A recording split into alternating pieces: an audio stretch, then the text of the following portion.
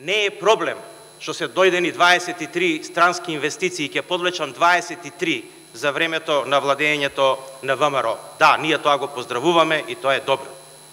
Но проблем е што за тоа се потрошени 225 милиона евра и при тоа само 25 милиона евра се директно завршени кај компаниите, а 69 милиона евра се даночни олеснувања, а останатото 130 милиона евра се потрошени во разни роудшоуа, промоции, маркетинзи и така натаму.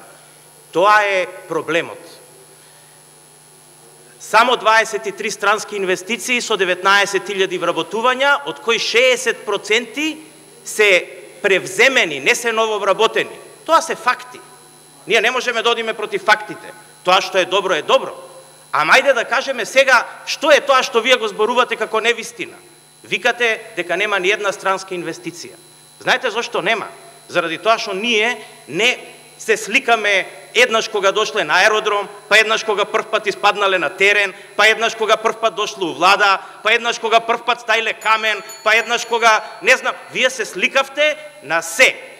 10 компании се подпишани за овие 10 месеца и тие 10 компании се компании кои што ние сме ги убедиле да дојдат. Последниот, само ќе ви го кажам, се вика Баумер од Швајцарија, кој што е реномирана компанија која што првпат дојде во Република Македонија за 3 месеци и ви благодарам за комплиментот дека требало 3 години да се убеди, ние ги убедивме за 3 месеци.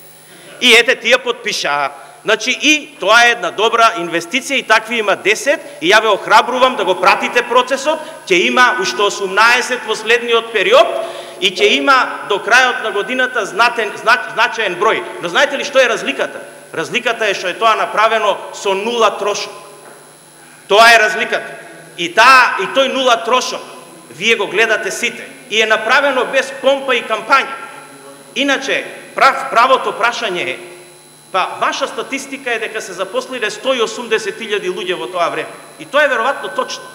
Ако се запослиле само 20 од странските инвестиции, 50 да речеме се запослиле во администрација, треба да провериме. Тогаш кој ги запосли останатите? Ги запосли реалната македонска економија. Прашањето е што вие помогнавте на реалната македонска економија. Е точно тоа го правиме ние со овој закон за економски раст, ги поддржуваме сите квалитетни фирми. Мене ми е жал што има малце време, мислам дека има многу што да се зборува со број. Кузмановска Лилјана, контрареплика.